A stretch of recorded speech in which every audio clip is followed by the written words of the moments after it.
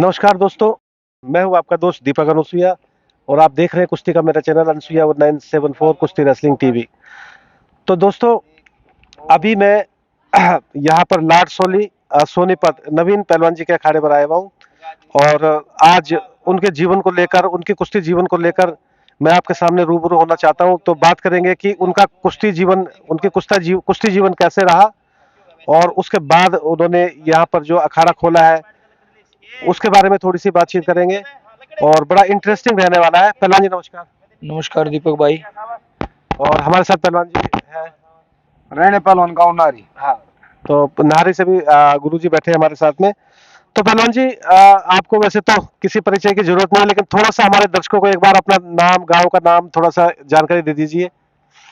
नमस्कार दीपक भाई और आपके जो जितने भी व्यूवर हैं उनको भी मेरी तरफ से हाथ जोड़ के सबको राम राम। मेरा नाम नवीन मोर है और मेरा गांव लड़सोली है, जिला सोनीपत है, तहसील मेरी गन्नौर है।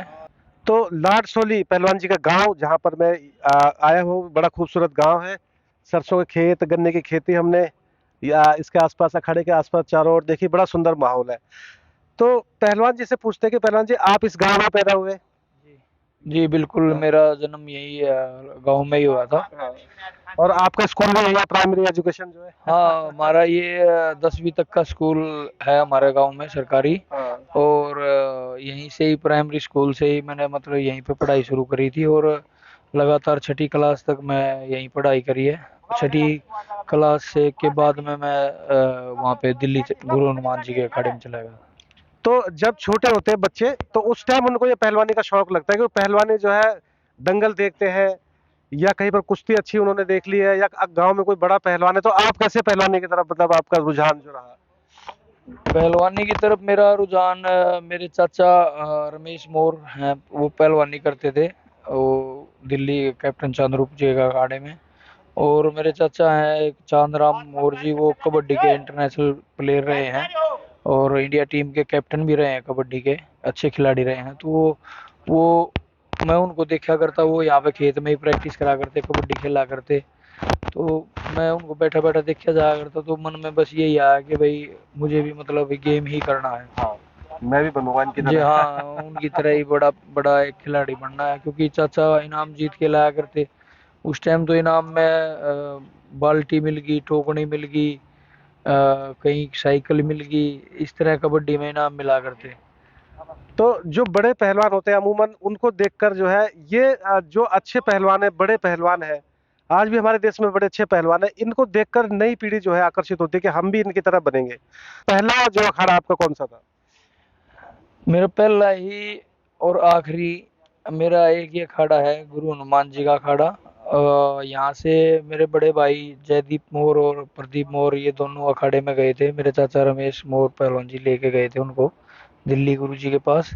तो इनको जाए हुए 6 महीने के करीब हो गया था। उसके बाद मेरी गर्मियों की छुट्टी पड़ गई, तो उस टाइम मैं भी 1 डेढ़ महीना मैं भी रुक के आता हूँ, मैं भी जाऊँगा अखाड़े में। तो वहाँ चला गया, तो वहाँ लंगोट बांधना सीख लिया और वहीं मिट्टी में खेलते रहे बच्चों के साथ। जैसे छुट्टियों में और भी गांव से बच्चे, किसी का भतीजा, किसी का भाई, कोई आ जाया करते छोटे छोटे, तो मैं भी उनके साथ मिट्टी में वहाँ अखाड़े में खेलता रहता था। तो 1 डेढ़ महीने बाद फिर वापस आने का टाइम हुआ, तो चाचा ने पूछा, हाँ भाई पहलवानी?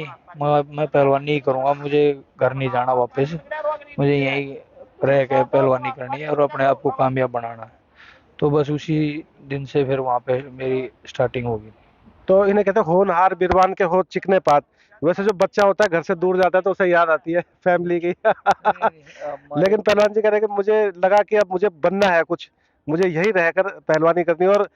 और आज भी और उस समय पद्मश्री गुरु हनुमान अखाड़ा जो है, देश का एक नंबर का अखाड़ा था उस टाइम। बिल्कुल जी बिल्कुल, उनका तो कहना ही क्या है। पूरे देश की कुश्ती एक तरफ थी और अकेले गुरु हनुमान जी के अखाड़े की कुश्ती एक तरफ थी।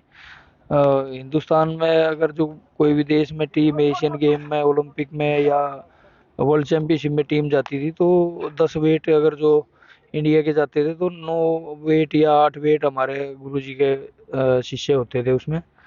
तो उनका बहुत नाम था।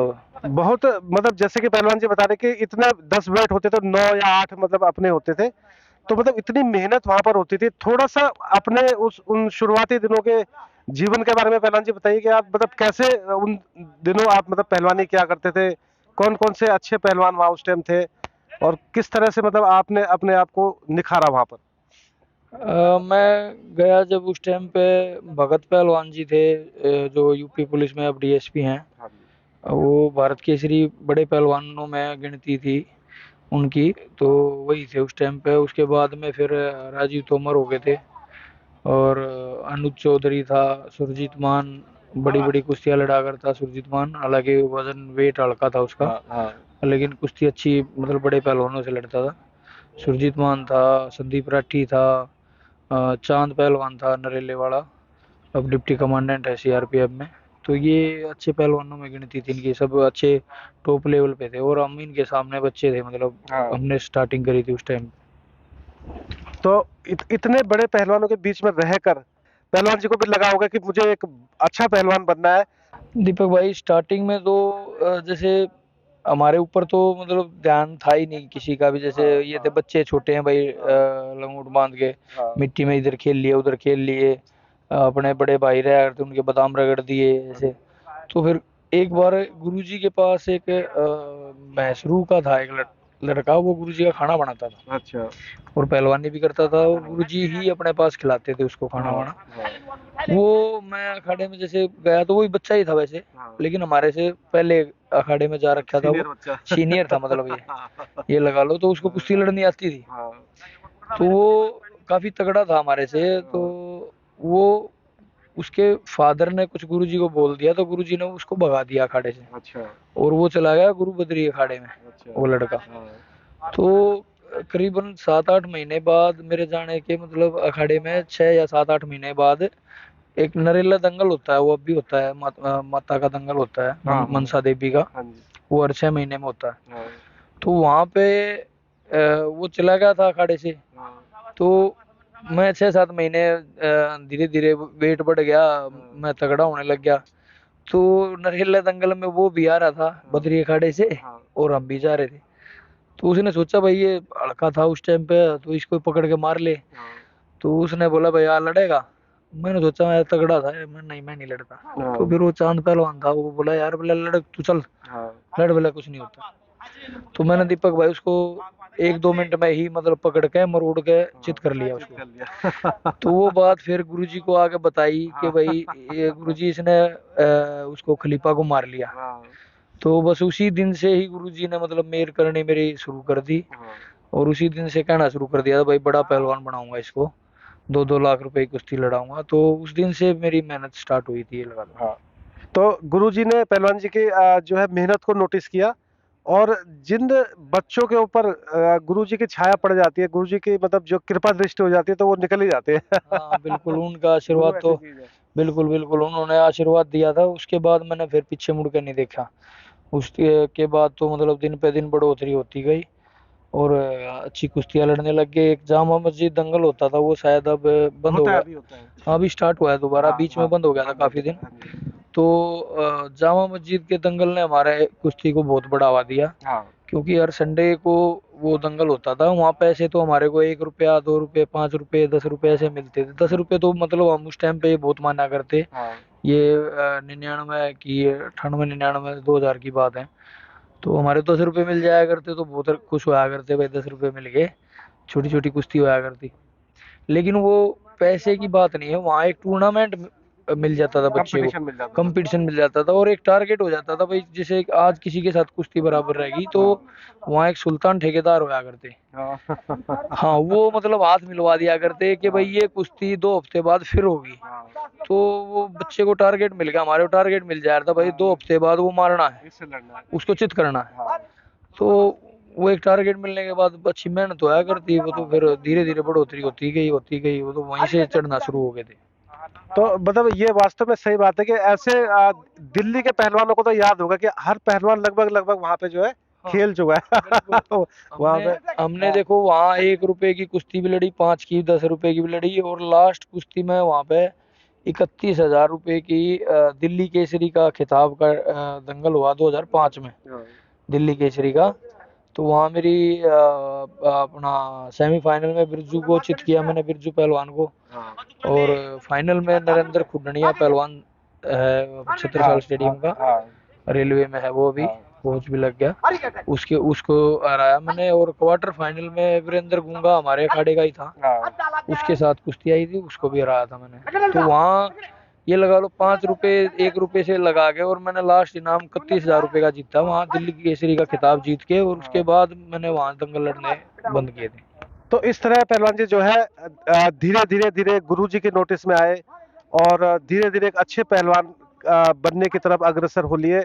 और 2003 के करीब आसपास में बात करें तो आपका एक इंटरनेशनल मेडल आया। मेरा सबसे पहला फर्स्ट मेडल तो सब जूनियर में 2002 में था। 2002 में, हाँ, 2002 में नेशनल में, हाँ, नेशनल में मेरा 2002 में सिल्वर मेडल आया। कहाँ होती है नेशनल? ये हरिद्वार नेशनल हुआ था, अच्छा, और वहाँ पे मेरा सिल्वर मेडल आया था। तो फिर वो चाइना टीम जानी थी, तो वो चाइना में कोई बीमारी आ गई थी, अच्छा, तो उस कारण वो ना तो वो हमारा इंडिया कैंप लग पाया, और ना वो टीम जाने पाई। हाँ, तो उससे अगले साल फिर 2003 में केरला नेशनल हुआ सब जूनियर का ही, हाँ, वहाँ पे मेरा गोल्ड मेडल आया 85 किलो में। हाँ, और हमारा पटियाला कैंप लगा, पटियाला कैंप, फिर पटियाला कैंप में मैंने 85 किलो वजन छोड़ के मैंने 100 किलो में वहाँ पे ट्रायल दी, हाँ, और 100 किलो में मैं सिलेक्ट हुआ। और जो फर्स्ट सेकंड थे 100 किलो में, उनको मैंने चित किया। और उसके बाद मैं एशिया चैंपियनशिप में चाइनीज ताइपे टीम गई थी, वहाँ पे पहला टूर था मेरा, और वहाँ भी एशिया चैंपियनशिप में मेरा गोल्ड ही आया था वहाँ पे। तो इस तरह सब जूनियर से ही पहलवान जी हैवी वेट के पहलवान हो गए थे। और किस तरह देखिए एक अखाड़े से चल करके फिर पटियाला के कैंपों में, उन दिनों पटियाला में ही जो है मतलब आज जैसे भालगढ़ में वहाँ कैंप लगा करते थे। बिल्कुल, पहलवान क्या मोस्टली गेम के कैंप ही वहाँ लगते थे, हाँ, एथलेटिक के वहाँ कैंप लगते थे, बॉक्सिंग के वहाँ लगते थे, आर्चरी के वहाँ लगते थे। ज्यादातर हमने वहाँ खिलाड़ी हम सारे इकट्ठे ही होते थे वहाँ पे। हाँ, तो वहाँ बहुत बड़ा सेंटर है, वो अब भी है। लेकिन अब हमारे रेसलिंग के अब तो यहाँ बालगढ़ साई में लगने लगे कैंप, हाँ। लेकिन पहले हमारे पटियाला ही लगा करते ज्यादातर। उसके बाद पहलवान जी सीनियोरिटी का जो टाइम आया तो सीनियोरिटी में नेशनल में मेडल रहे आपके? हाँ, सीनियर में मेरा 2005 में पहला मेडल आ गया था। हाँ, 2005 में निडानी नेशनल हुआ था। हाँ, और वहाँ जूनियर में मैं 2004 में देखो 2003 में मैं सब जूनियर में गोल्ड आया मेरा, हाँ, हाँ, 2004 में मेरा जूनियर में गोल्ड आ गया, और 2005 में मैं सीधा जूनियर से सीधा सीनियर में ही। उस टाइम भी मेरी ये लगा लो जूनियर की भी पहला साल था मेरा, हाँ, जो 3 साल मिलते हैं ना जूनियर के लिए, जूनियर के लिए। तो पहला ही साल था मेरा जूनियर का भी। हाँ, हाँ। उसके बावजूद भी मैं सीनियर में सिल्वर मेडल आ गया था मेरा। अच्छा, फाइनल कुश्ती मेरी अपना राकेश पटेल पहलवान है, हाँ, चंदगीराम बड़े अखाड़े के, पहलवान, हाँ, बहुत बड़े पहलवान हुए हैं, हाँ, मध्य प्रदेश के हैं। हाँ जी, तो उनके साथ कुश्ती हुई थी, और वहाँ पे भी मैं टॉस पे कुश्ती हार गया था। टॉस पहले पैर पकड़ाया करते थे, हाँ, क्लिंच देते क्लिंच देते थे, तो वो क्लिंच में मैं टॉस टॉस हार गया था। हाँ, तो उसमें खतरा बन जाता जो हाँ हार हाँ हाँ हाँ, बस वो टॉस पे कुश्ती चली गई थी, नहीं तो मेरा गोल्ड भी आता वहाँ पे। हाँ। तो फाइनल में जो है राकेश पटेल पहलवान जी के साथ कुश्ती हुई, वो भी डीएसपी है, चंडीगढ़ में मुलाकात हुई थी उनसे, बड़े पहलवान है और पहलवानों को तैयार कर रहे हैं। तो सीनियरिटी में पहलवान जी पहुंचे, मेडल लिए, इंटरनेशनल पहलवान हो गए और कॉमनवेल्थ में भी आपका मेडल आया पहलवान जी? हाँ, कॉमनवेल्थ चैंपियनशिप में भी मेरा सिल्वर मेडल है। और कॉमनवेल्थ चैलेंज कप हुआ था मस्कट ओमान में, वहाँ भी मेरा गोल्ड मेडल है। तो इस तरह इंटरनेशनल पहलवान बने। और उसके बाद देखिए पहलवान जी को जो एक पहलवानों को, एक खिलाड़ियों को जो होना चाहिए, हरियाणा सरकार की तरफ से पहलवान जी को जो है जॉब भी, हाँ ठीक। जॉब भी पहलवान जी आपको मिली? हाँ, जॉब मैं 2006 में रेलवे में सिलेक्ट हुआ था, हाँ, टीटी की पोस्ट पे। अच्छा, तो जॉब ऑफर तो उसी टाइम आने लग गई थी, जैसे बीएसएफ से भी सब इंस्पेक्टर के ऑफर आया, हाँ, सीआरपीएफ से भी आया, और पंजाब पुलिस से भी आया था। हाँ, तो उस टाइम बस एक जुनून था भाई, और मेहनत करनी है, और बड़ी जॉब लग पे जाना है। हाँ, तो फिर 2006 में टीटी के लिए फॉर्म भरे थे, ट्रायल हुई, हाँ, और ट्रायल में फर्स्ट आ गया था, सिलेक्ट हुआ। तो फिर ज्वाइनिंग लेटर भी आ गया था मेरा, हाँ, और ज्वाइनिंग लेटर मेरा वहाँ अम्बाला की पोस्टिंग आई थी, तो मैं दिल्ली चाह रहा था, मैं भाई दिल्ली अखाड़े के पास में हो जाए। तो फिर मैंने दोबारा एप्लीकेशन लिख कर डाली थी, तो वो एप्लीकेशन का जब तक रिप्लाई नहीं आया, तो फिर मेरा हरियाणा पुलिस का एक डेढ़ साल, हाँ, हरियाणा पुलिस में सब इंस्पेक्टर की पोस्ट पे 2008 में सेलेक्ट हो गया था। तो इस तरह पहलवान जी जो है पुलिस में आ गए जो है, और पुलिस में भी बतौर खिलाड़ी आपने मतलब जो है काफी खेलों में जो पुलिस के गेम्स होते हैं उनमें पार्टिसिपेट किया, और एक रिकॉर्ड भी है पहलवान जी के नाम पर जो बताएंगे वो। हाँ दीपक भाई, मेरा ऑल इंडिया पुलिस गेम में भी 7 बार गोल्ड है, हाँ, 2 सिल्वर हैं और 1 ब्रॉन्ज है।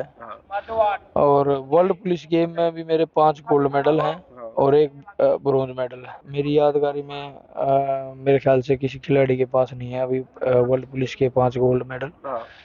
कुश्ती में। और वो भी मतलब गोल्ड मेडल पहलवान जी कैसे कि ग्रीको रोमन और फ्री स्टाइल दोनों में मतलब जो है। हाँ, दोनों दोनों खेले थे। हाँ, 2011 में हाँ, मेरा ग्रीको रोमन में तो गोल्ड आ गया था, हाँ, और फ्री स्टाइल में मैं ब्रॉन्ज आया था मेरा, क्योंकि उस टाइम जब जाना था अमेरिका, तो उससे एक दिन पहले मेरे घुटने में चोट लग गई थी, हाँ, और चोट भी बहुत ज़्यादा लग गई थी। उसके बावजूद भी मैं खेल के आया, और आने के बाद मैंने एमआरआई कराई, तो एशियल लिगामेंट टूट गया था और दोनों वासर फट गए थे और फ्रैक्चर मिला था। तो डॉक्टर ने बोला भाई इतनी इंजरी लेने के होने के बाद आप खेलने चले गए, कैसे खेल के आए? तो उस टाइम पता ही नहीं था भाई, ये था भाई करना है कुछ ना कुछ, भाई लड़के आना है, तो इंजरी की तरफ तो देखा ही नहीं करते। तो इंजरीज को लेकर बात करें तो कई बार पहलवान जी इंजर्ड हुए, और मैं भी कई बार पहलवान जी के साथ जो है कवरेज पर रहा, तो मैंने देखा कि बहुत फियर्स जब कुश्तियां होती है तो इंजरी की संभावना ज्यादा होती है, और पहलवान जी को इंजरी हुई भी, उससे रिकवर भी हुए, और फिर मतलब वही जो पहलवान जो नामी पहलवानों के साथ उनकी जो भिड़ंत हुई। तो इंजरीज के बारे में पहलवान जी थोड़ा सा हमारे दर्शकों और खासकर पहलवान बच्चों को थोड़ा सा बताइए कि इंजरी से कितना डिमोटिवेट होता है पहलवान, कैसे उससे निकलना होता है, तो आप किस तरह इंजरी हुई उससे उभरे और फिर दोबारा मैट पर या मिट्टी पर आए।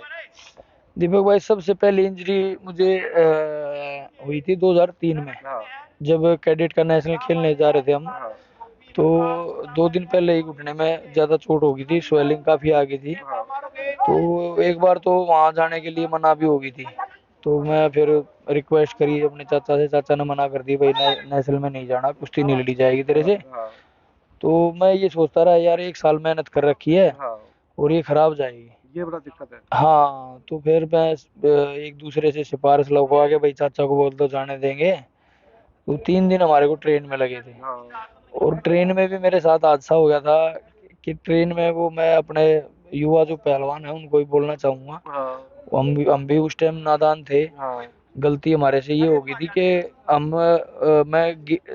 वहाँ एमपी स्टार्ट हुआ था या महाराष्ट्र शुरू हुआ था पता नहीं। हाँ, तो पहाड़ी एरिया आ गया था, हाँ, पहाड़ शुरू हो हाँ, गए, उनके बीच और में ट्रेन शाम, जाती हाँ है। शाम का टाइम था, हाँ, वो ठंडी हवा चल रही। हाँ, तो मैं गेट में बैठ गया ट्रेन की, हाँ, पैर लटका के हाँ, नीचे, हाँ, और आगे प्लेटफार्म आ गया। प्लेटफार्म था थोड़ा टेढ़ा टेढ़ा ऐसे, हाँ, और टेढ़ा था, तो आगे मुझे, मैं इस तरफ देखता रहा पहाड़ों को, हाँ, और वहाँ ट्रेन के और प्लेटफार्म के बीच में मेरा पैर आ गया। हाय, हाय, हाय, तो वो एकदम से झटका लगा, तो मैंने पैर ऊपर खींचा, हाँ, ऊपर खींचा, तो मेरा वो आज भी निशान है मेरा, हाय, हाय, वो गुट्ठे के ऊपर से ये बिल्कुल खाल उतर के और हाँ, हड्डी निकल आई थी हाँ, अंदर हाँ, से ये सारी। हाँ, तो मैं शूज भी, मैं वहाँ फिर केरला नेशनल में गया, चप्पल भी नहीं पहनी जा रही थी मेरे से तो, हाँ, लेकिन वहाँ भी बहुत सारी रुई रख के हाँ, और उस पर पट्टी बांध के, हाँ, इस पैर पे घुटने पे टेप वगैरह लगा के, और मैट शूज पहने। दर्द बहुत ज्यादा था, लेकिन ये था कि भाई लड़ना है। अब आगे तो पीछे नहीं हटना भाई, हाँ, गोल्ड मेडल लेके ही जाना है। हाँ, हाँ, और वो भगवान ने हमारी मेहनत का फल दिया, और गोल्ड मेडल उस टाइम पे आया भी। हाँ, तो पहली इंजरी वहां लगी थी, हुई थी। हाँ, और उसके बाद दूसरी इंजरी हुई 2004 में, अच्छा, गट्टे में लगी थी। हाँ, जूनियर नेशनल था, सोलन, हाँ, सोलन नेशनल था। तो एक गुट्टी पहलवान था हमारे अखाड़े का, गुट्टी गुट्टी हाँ, बोलते हाँ, थे, रविंद्र गुट्टी। हाँ, तो उसके साथ जोर कर रहे थे, जोरों में ही गट्टे में इंजरी हो गई थी अच्छा, अखाड़े में, हाँ। हाँ, हाँ, तो उस इंजरी को लेके ही फिर नेशनल खेलने गए जूनियर का, और वहाँ भी भगवान की दया से हाँ, गोल्ड मेडल आया। एक अपना पंजाब का पहलवान गुरदेव, गुरदेव पहलवान, हाँ, और उसके साथ मेरी फाइनल कुश्ती हुई थी। उस टाइम उसकी लाइट में आ गया था, वो नाम हो गया था उसका गुरुदेव का दंगलों में हाँ काफी बड़ी कुश्ती लड़ने अच्छा लग गया था। पहलवान हाँ, तो उससे कुश्ती हुई थी, उसको मैंने 7-8-0 से हराया था फाइनल में। हाँ हाँ, उसके बाद मेरे को इंजरी हुई भाई दीपक 2008 में, हाँ नौकरी लगने के बाद। हाँ शोल्डर में राजीव तोमर पहलवान है हमारे अखाड़े के, हाँ उनके साथ जोर कर रहा था अखाड़े में, तो ऐसे बगल में हाथ डाल रखा था, हाँ तो ऐसे मैट पर हाँ मैट पे। मैं फिसल जाता है हाँ, हाँ हाथ नहीं वो तो वो इस तरफ मतलब पूरा प्रेशर यहाँ पे आ गया और ये मसल फट गई थी पूरी, हाँ तो मसल फट गई थी, हाथ अटक गया था बिल्कुल ऐसे। हाँ काफी दिन मतलब वो अपना देसी जड़ी बूटी है, अच्छा शिकाई उकाई करते रहे। अच्छा कभी कोई बता देता, कभी कोई कुछ बता देता, तो शिकाई उकाई करते रहे, 6-7 महीने निकल गए, फिजियोथेरेपी भी करवाई हाँ और ठीक भी हो गया था कुछ हद तक। हाँ लेकिन फिर झटका लग गया, फिर हाँ वहीं आ गई बात। हाँ बस जल्दी कर देते हैं बच्चे आगे हाँ, मैट बना तो लोगे उसके बाद फिर हाँ मुझे ऑपरेशन ही कराना पड़ा 2009 में। हाँ कहाँ हुआ ये ऑपरेशन ऑपरेशन हुआ भाई दीपक मुंबई हुआ, हाँ डॉक्टर संजय देसाई हैं, हाँ बड़े अच्छे बड़े डॉक्टर है संजय देसाई, हाँ तो उनसे मैंने सर्जरी करवाई थी उस टाइम दिल्ली में मतलब इतना चांसेस नहीं थे कि ऑपरेशन हो जाए हाँ नहीं, दिल्ली में मैंने एमआरआई करवाई थी, चेक करवाया था दिल्ली में भी। हाँ एक मित्तल मित्तल करके डॉक्टर हैं अपना, अच्छा संत परमानंद में बैठते हैं, अच्छा वो भी अच्छे डॉक्टर थे। लेकिन उन्होंने ये बोल दिया था मेरे को कि भाई आगे आपको अगर जो लाइफ में गेम करना है हाँ तो वो चीज़ मैं नहीं दे पाऊंगा, हाँ मैं एक आम जिंदगी आपको जीनी है हाँ उतना कर सकते उतना हैं कर सकता हूँ, हाँ अगर इंजरी आपको आगे गेम करना है तो उसी उन्हीं ने ही मेरे को उस डॉक्टर का रेफरेंस दिया था, संजय देसाई का। हाँ तो जब संजय संजय देसाई के पास मैं गया था, वहाँ मैंने सर्जरी कराई 2009 में। हाँ और 2009 में भी ऑपरेशन कराने के बाद 1 साल बिल्कुल ये लगा लो कुश्ती से हट गया, बिल्कुल हाँ गैप हाँ रहा। हाँ और उसके बाद फिर ठीक होते होते मतलब 60% ठीक हुआ था। हाँ उसके बाद ही फिर मैं 2010 वाला नेशनल भी खेला, वहाँ ब्रोंज आया था मेरा। गुरुदेव से मैं कुश्ती हार गया था सेमीफाइनल में। हाँ और फिर 2011 में नेशनल गेम में भी मेरा सिल्वर मेडल आया। हाँ और भाई 2011 में ही फिर वो वर्ल्ड पुलिस गेम थे, उससे पहले घुटने में चोट लग गई घुटने थी। में चोट लगी हाँ, फिर घुटने में भी लिगामेंट टूट गए थे, तो लिगामेंट का ऑपरेशन करवाया, तो 1-1.5 साल इसमें निकल गया था मेरा। उसके बाद फिर ठीक हो गए, फिर मैं भारत केसरी भी बना और बड़ी बड़ी छुट्टी कुश्तियाँ भी काफ़ी लड़ी, सारे सबसे लड़ी मैंने, सारे पहलवानों से। तो वापस फिर 2014 में फिर मेरे को 13 या 14 में आप भी थे शायद, वहाँ कवरेज कर रहे थे भिलवाड़ा, भीलवाड़ा में वहां लगी थी फाइनल कुश्ती फाइनल कुश्ती में लगी कृष्ण हाँ भैया प्रिया से कुश्ती थी, तो हाँ वहाँ गट्टे में लग गई थी। हाँ तो उस टाइम भी मैं पूरा फिट था, हाँ उस टाइम पूरी तैयारी आ गई थी।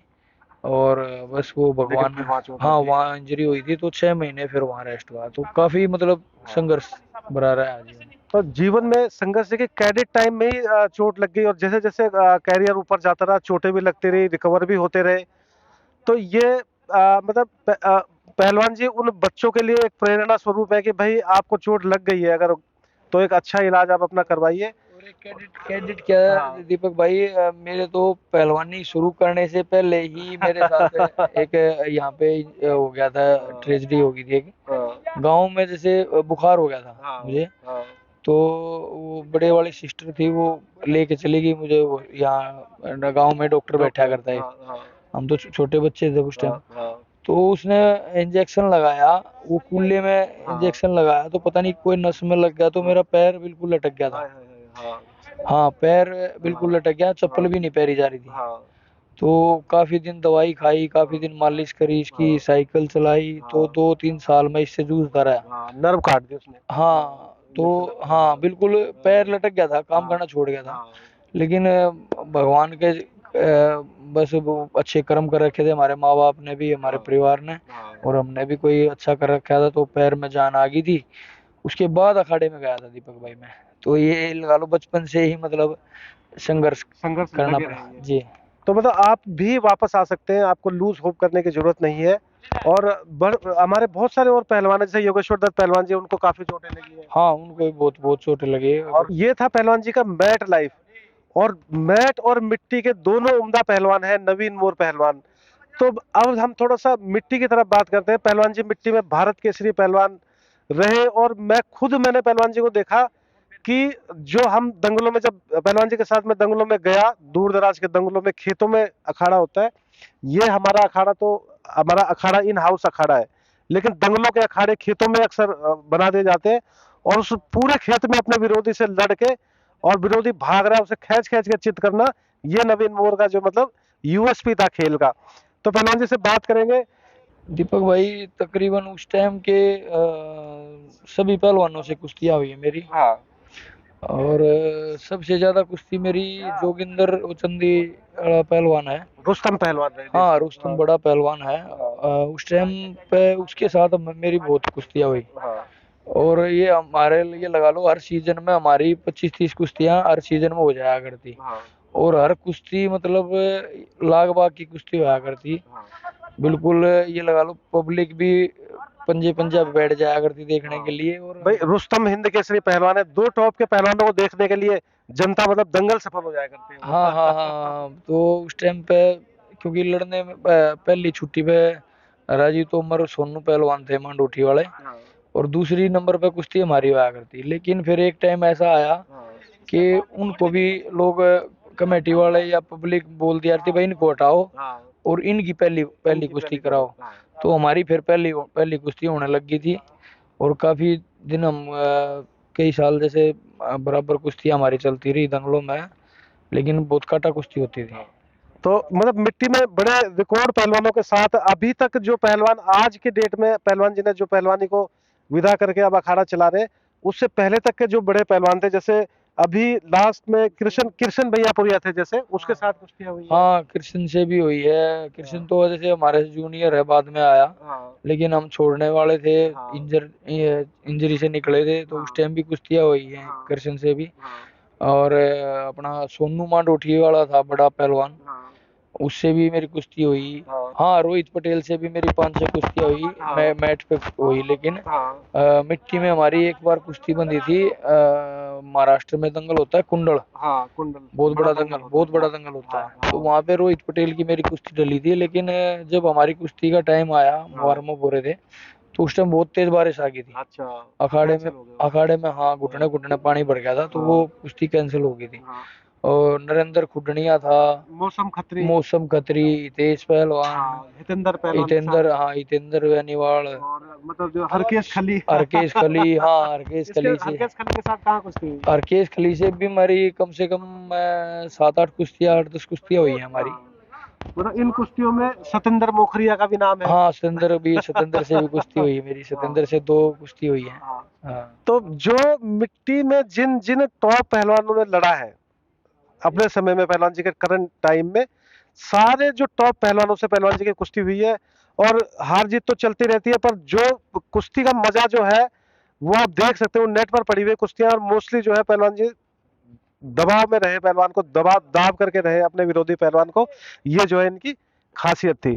और छोटे मोटे पहलवानों को तो बहुत पहलवान है जिनके साथ कुश्तियां हुई है। हाँ, छोटे तो दीपक भाई मेरी एक खासियत ये थी कि मैं हल्के वजन वाले पहलवान को बराबर नहीं लड़ने दिया करता। हाँ। ज्यादातर मैं चित करा करता। उस टाइम पे क्या होता था, जैसे दंगल में जोगिंदर की और मेरी कुश्तियां होती थी, वो हाँ। चंदी वाले। हाँ। जोगिंदर से कई पहलवान ऐसे थे जो 2 नंबर के थे, वो कई बार बराबर कुश्ती लड़ जाया करते। हाँ। हाँ। और वो फिर इस धोखे में वो मेरे साथ भी लड़ते कि भाई जोगिंदर की नवीन की बराबर होती है। हाँ। हाँ। और जोगिंदर से बराबर लड़ गया तो फिर नवीन से भी लड़ जाएगा। हाँ। तो वो फिर मेरे साथ लड़ा करते, मैं उनको फिर 2-3 मिनट में ही मतलब मार लिया करता। इतने तो ऐसे तो बहुत सारे पहलवान थे जो 2 नंबर पर लड़ा करते, वो कई बार लड़े मेरे से। लेकिन मैंने चित कर लिया उनको। ऐसे बड़े इंटरनेशनल पहलवान अनिल मान से पहलवान जी की कुश्ती हुई, जगरू पंजाब के जो पहलवान है उनसे हाँ, कुश्ती अनिल हुई मान से भी हुई, है। जगरूप से भी हुई, तो बहुत सारे पहलवान। हाँ, तो आज की पीढ़ी के नए बच्चे हैं अब, जैसे जस्सा पट्टी है, तो उन्होंने नाम कमाया कुश्ती में, तो इसी तरह के पहलवानी जो है पहलवान जी ने। हाँ। हाँ, उस टाइम दीपक भाई क्या था, अब तो पब्लिक सिटी मतलब ये लगा लो, आपको जब सिर्फ दंगल में जाना है हाँ। और कुश्ती लड़नी है, हाँ। प्रचार आपका अपने आप हो जाएगा। हाँ, चल आप मीडिया सशक्त है। हाँ, आप ये लगा लो, इस टाइम पे देश के किसी भी कोने में कुश्ती हो जाओ, हाँ, तुरंत घर बैठे सब डिटेल पता चल जाती है, कौन किसके साथ बराबर लड़ा, कौन हाँ। किसने कौन मार लिया, हाँ। किसका क्या रहा। हाँ। लेकिन उस टाइम पे यूट्यूब था नहीं, हाँ। तो हमारी कुश्तियों का तो मतलब इतना प्रचार हुआ नहीं करता, क्योंकि जो दंगल में पब्लिक देखने आई है उन्हीं उनको पता चला करता। या फिर कि कोई ऐसे जैसे फोन पे बात होगी किसी की, भाई इसकी इसकी कुश्ती हुई है या बराबर। पुराने गुरु खलीफा सुनाते थे। हाँ बस वो बता दिया करते। लेकिन अब तो बस प्रचार बहुत है। उस टाइम पे अगर जो ये यूट्यूब होते तो फिर हमारा भी मतलब और ज्यादा नाम होता और फेमस होते। आप पहलवान जी जो है अब एक्टिव पहलवानी से संन्यास लेकर पहलवान जी ने जॉब भी कर रहे हैं और अपना ये जो एकेडमी खोली है मैंने आपको दिखाई है, और इसके सेपरेट वीडियोस में आपको दिखाऊंगा कि क्या क्या यहाँ पर रूटीन होता है, कैसे पहलवानी होती है। तो ये खोलने का आइडिया पहलवान जी कैसे आया, मतलब और एकेडमी का नाम क्या रखा, ये एक बड़ी खास बात है जो। एकेडमी मैंने अपने गुरुजी के नाम से ही खोली है। हाँ। और हमारी दादी जी थी, वो स्वर्गवास हो गया उनका, माता धनकौर देवी, हाँ जी। तो उनके नाम से ही ट्रस्ट रजिस्टर्ड है। और ट्रस्ट रजिस्टर करके और उस ट्रस्ट के ट्रस्ट ही इसको एकेडमी को रन कर रहा है। हाँ। तो एकेडमी का नाम हमने अपने गुरुजी के नाम से रखा है, गुरु हनुमान कुश्ती कबड्डी एकेडमी। हाँ। तो वहाँ गुरुजी के अखाड़े में हम आ रहे हैं, तो उनका आशीर्वाद हमारे साथ रहा है। तो मैंने ये मतलब ये देखा कि भाई कोई भी पहलवान पहलवानी छोड़ के जाता है, अखाड़ा खोलता है, तो सब अपने नाम से एकेडमी खोलते हैं, अखाड़े खोलते हैं। तो मैंने ये सोचा भाई गुरु का नाम से कोई नहीं खोल रहा। तो जब जिस गुरु ने आशीर्वाद से इतना कुछ हमारे को मिला है, जो आज हम कपड़े पहने हुए हैं वो भी उनके आशीर्वाद से हमने पहन रखे हैं, इतनी बड़ी पोस्ट पे हम बैठे हैं, कुश्ती की देन है। और कुश्ती के लिए उन्होंने 99 साल तपस्या करके इतना बड़ा त्याग करा, तो क्यों ना उसका ही नाम चलने दिया जाए। उनका नाम होगा तो उनके नाम के साथ हमारा नाम तो अपने आप हो जाएगा। तो इसलिए हमने उनके नाम से एकेडमी खोली। ये जो अखाड़ा है, इस अखाड़े में क्या क्या सुविधाएं है, थोड़ा सा आप बता दीजिए। और आपके अखाड़े को कोई बच्चा अगर आना चाहे, ज्वाइन करना चाहे, तो कैसे कर सकता है? यहाँ पे दीपक भाई मिट्टी का अखाड़ा है, जो हमारा ट्रेडिशनल गेम है, मिट्टी से ही जुड़ा हुआ है कुश्ती। हाँ। और कुश्ती के बगैर मिट्टी के बगैर कुश्ती हमारी हरियाणा की चलेगी नहीं। हाँ। तो मिट्टी का अखाड़ा है, रेसलिंग हॉल है 2 मैट का, एक मैट तो अभी है हमारे पास, एक मैट और अभी नया आएगा। हाँ। और प्रॉपर जिम है, जो भी जिम में मशीनें होती हैं सारी आधुनिक मशीनें हैं। अंदर ही हॉल में ही हमने रस्से बांध रखे हैं, और जिस बच्चे से रस्सा नहीं चढ़ा जाता उनके लिए हमने वेट बांध रखे हैं खींचने के लिए। और कबड्डी का ग्राउंड है, रहने के लिए कमरे हैं, रसोई है, वॉलीबॉल का ग्राउंड है, हैंडबॉल का ग्राउंड है, नहाने के लिए बड़ी होती है, टॉयलेट बाथरूम है, सारी सुविधा यहाँ पे अवेलेबल है दीपक भाई। और एकेडमी में आने के लिए ये हमारा लड़सोली गांव पड़ता है। हाँ। मुरथल जो ढाबे, हाँ ढाबे के नाम सुखदेव ढाबे के नाम से मशहूर है मुरथल। हाँ। तो सुखदेव ढाबे से अब आप दिल्ली की तरफ से आते हैं तो सुखदेव ढाबे से निकल के आगे टोल आता है, टोल आता है। टोल टैक्स आता है। टोल टैक्स से ही जस्ट आगे चलते ही लेफ्ट हैंड पे ही, फ्लाईओवर पे ना चढ़ के हाँ। लेफ्ट हैंड पे ही ऑन रोड मेरा गांव है लड़सोली। हाँ। तो किसी को भी आना चाहे, कोई अपना बच्चे को भेजना चाहे, तो यहाँ पे मोस्ट वेलकम है। बच्चों के लिए अच्छी सुविधा है सारी चीज़ की। और जितना भी मेरा जॉब से मेरा टाइम फ्री मिलता है, तो उतने टाइम में मैं यहाँ पे आके देता हूँ। बाकी कोच है यहाँ पे, 24 घंटे कोच अवेलेबल है, कोच कराते हैं मेरे जब गैर हाजिरी में। और जैसे ही मेरा टाइम मिलता है मैं भी यहाँ पे आके कोचिंग देता हूँ। और कोशिश करता हूँ जो गुर हमने अपने गुरुओं से सीखे हैं, अपने उस्ताद खलीफाओं से सीखे हैं, तो वो हम नई पीढ़ी को दें। अपने जो गांव के देहात के बच्चे हैं उनको भी ये फैसिलिटी उनके लिए भी ज़्यादा बेनिफिट है, क्योंकि जो सुविधा हमने दिल्ली जाके मिली थी और उससे भी अधिक हमने देने की कोशिश करी है यहाँ पे। हाँ। तो वहाँ पे एक दीपक भाई मन में टीस थी कि भाई दिल्ली अगर हम वहाँ अखाड़ा चलाएंगे, तो जो मेरे गांव के गरीब परिवार के बच्चे हैं, गांव के आसपास के बच्चे हैं गरीब के, जो दिल्ली का खर्चा अफोर्ड नहीं कर पाते, हाँ। तो उनको क्या बेनिफिट है यहाँ चलाने। तो मैं गांव में ही चलाऊं और जो गरीब परिवार के बच्चे हैं वो भी वहां पे आके कर सकें, जिनको कम खर्चे में भी पहलवानी हो सके। तो ये मेन पर्पज ये भी था भाई दीपक भाई यहाँ पे एकेडमी का खोलने के लिए। तो जैसे कि पहलवान जी ने बताया, तो ये बात तो समझ में आई कि अब दिल्ली से हरियाणा की तरफ वापस पहलवानी लौट रही है और गांव-गांव में अच्छी एकेडमी खुली हुई है। एक ये जो एकेडमी है, इसमें सुविधाओं का रोना नहीं रोया जा सकता। सभी सुविधाएं यहाँ पर है, बस बच्चे के लिए मेहनत करने की जरूरत है। और जो बड़े पहलवान है, हर पहलवानी के हर पहलू को उन्होंने छुआ है, उस हिसाब से एकेडमी को बनाया हुआ है, उस हिसाब से कोचिंग दे रहे हैं, कोच रखे, खाना पीना, रहने की जगह, खुला वातावरण। और एक जो कमियां जो थी, जैसे कि मैं ये कहना चाहूंगा कि एक बड़ी कमी थी कि हनुमान अखाड़े में महिला पहलवानों को मौका नहीं दिया गया। कभी हो सकता है बहुत पहले ही मेडल आ जाता, नहीं तो यहाँ पर क्या सोच है आपकी? देखो दीपक भाई, ये हमारे गुरुजी की सोच थी हाँ। कि भाई लड़के और लड़कियों का अलग से अखाड़ा होना चाहिए। हाँ। और वो उससे हम तो उस टाइम पे बच्चे थे, हमारी तो समझ में आता नहीं था क्या कौन लड़की हाँ। कैसे पहलवानी होती है, हाँ। इनकी हाँ। लड़कियों की कौन हाँ। है क्या। हाँ।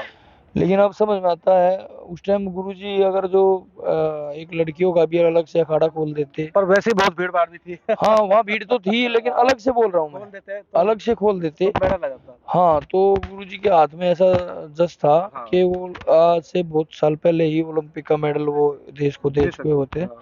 और अब यहाँ पे है एकेडमी, हमने खोल ली है।